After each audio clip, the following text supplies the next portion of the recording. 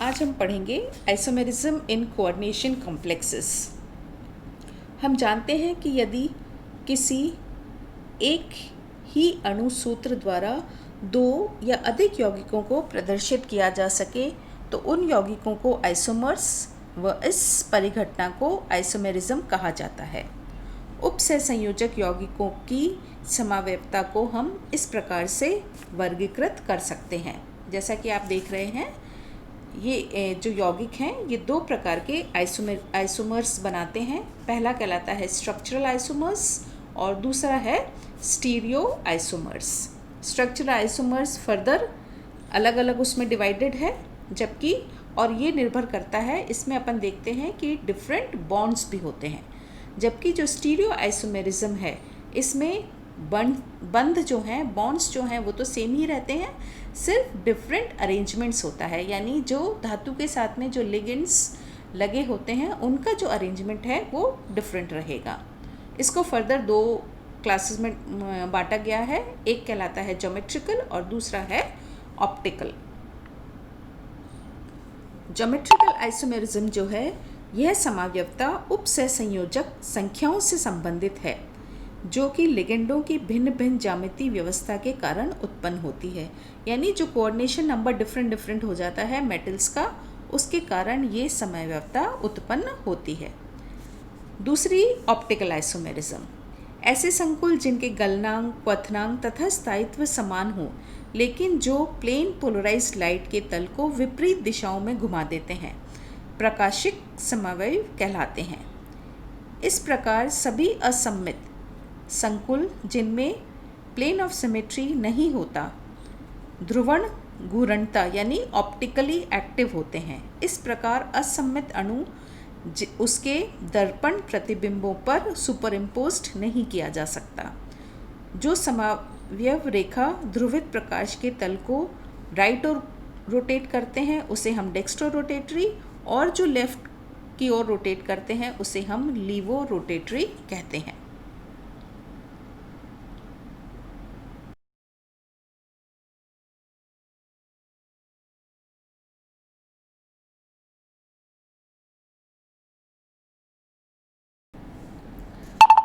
Stereochemistry of different coordination numbers. Most common जो समन्वय संख्या इन यौगिकों में पाई जाती है या तो वो 4 होती है या फिर 6। इस तरह के जो संकुल हैं ये ज़्यादा पाए जाते हैं। यदि धातु की समन्वय संख्या 4 है तो ये दो तरह के संकुल बना सकता है। या तो टेट्राहेड्रल कॉम्प्लेक्सेस बनेंगे यानी चतुष्फलकीय संकुल बनेंगे, या फिर स्क्वायर प्लेनर कॉम्प्लेक्सेस। यदि समन्वय संख्या 4 है और टेट्राहेड्रल कॉम्प्लेक्सेस बन रहे हैं तो इस प्रकार के जो संकुल हैं ये सामान्यतया 3 प्रकार के धातु आयन बनाते हैं। ऐसे धातु आयन जिनके इलेक्ट्रॉन संरचना उत्कृष्ट गैस के समान हो, यानी जिनकी जो इलेक्ट्रॉनिक कॉन्फ़िगरेशन है या तो वो 1s2 हो या ns2np6। जैसे कि एग्जाम्पल ले सकते हैं, जो बेरिलियम आयन है उसमें 1s2 होता है। दूसरा, ऐसे धातु आयन जिनकी इलेक्ट्रॉन संरचना स्यूडो इनर्ट गैस जैसी हो, यानी कि जिनकी electronic configuration ns2 np6 nd10 यानी 18 इलेक्ट्रॉन सिस्टम हो। Example zinc +2, cadmium +2, mercury +2। ये इस प्रकार के टेट्राहेड्रल कॉम्प्लेक्सेस बनाएंगे। तीसरे, ऐसे संक्रमण धातु आयन जो अन्य ज्यामितियों का समर्थन नहीं करते, जैसे कि एग्जाम्पल ले सकते हैं निकल, वो सभी जो है टेट्राहेड्रल कॉम्प्लेक्सेस बनाते हैं विद कोऑर्डिनेशन नंबर 4। एक चतुष्फलकीय संरचना को यदि अपन देखें तो केंद्र में जो धातु आयन है उसके चारों ओर 4 लिगेंड परस्पर एकदम समान दूरी व समान बंध कोण पर व्यवस्थित रहते हैं। अतः इस आकृति के लिए ज्योमेट्रिकल आइसोमेरिज्म की संभावना नहीं बनती है। लेकिन यदि चारों लिगेंड जो लगे हुए हैं समूह वो भिन्न भिन्न हो तो जो अणु है वो असममित हो जाएगा। इस वजह से उसमें क्या होगा, ध्रुवण घूर्णता यानी कि ऑप्टिकली एक्टिव हो जाता है। ऑप्टिकल एक्टिव होने की वजह से वो क्या करेगा, ऑप्टिकल आइसोमेरिज्म शो करेगा, यानी दो फॉर्म्स दिखाएगा। दर्पण, यदि अपन इसका दर्पण प्रतिबिंब देखें तो ये दो रूपों की समवायता के रूप में पाया जाएगा। इस प्रकार चतुष्फल के संकुलों में पाई जाने वाली त्रिविम समवायता ऑप्टिकल आइसोमेरिज्म आवश्यक रूप से प्रकाशिक समवायता ही होगी, ऑप्टिकल आइसोमेरिज्म ही होगा। चतुष्फल के संकुलों में ध्रुवण घूर्णनता उस समय भी होती है यदि केंद्रीय धातु आयन या परमाणु के साथ दो असममित अनसिमेट्रिकल बाइडेंटेड लिगेंड्स जुड़े हुए हों, क्योंकि उस स्थिति में भी अणु एसिमेट्रिकल हो जाएगा और वो दो मिरर इमेजेस के रूप में पाया जाएगा। यानी एक तो कहलाएगा डीफॉर्म यदि वो प्लेन ऑफ पोलराइज्ड लाइट जो है उसको राइट हैंड साइड रोटेट करता है तो डीफॉर्म, और यदि लेफ्ट हैंड साइड करता है तो उसको अपन कहते हैं एल फॉर्म।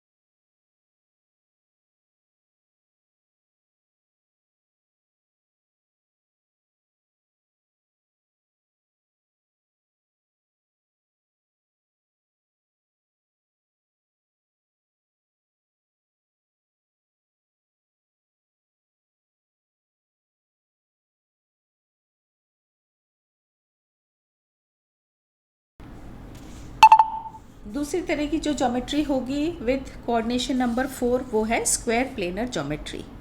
वर्ग समतलीय आकृति में केंद्रीय परमाणु के चारों ओर वर्गाकार क्षेत्र में 4 समूह अभिविन्यासित होते हैं। ये समस्त समूह उसी एक ही तल में होते हैं जिसमें कि केंद्रीय परमाणु हो।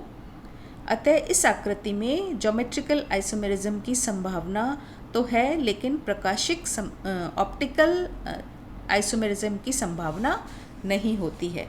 यहाँ पर जैसा इस स्लाइड में अपन एग्जाम्पल देख सकते हैं कि जो धातु है उसके साथ में दो तरह के ग्रुप्स लगे हुए हैं, 2 chlorine atoms and 2 NH3 groups, यानी इसकी जो कोऑर्डिनेशन नंबर है वो 4 है।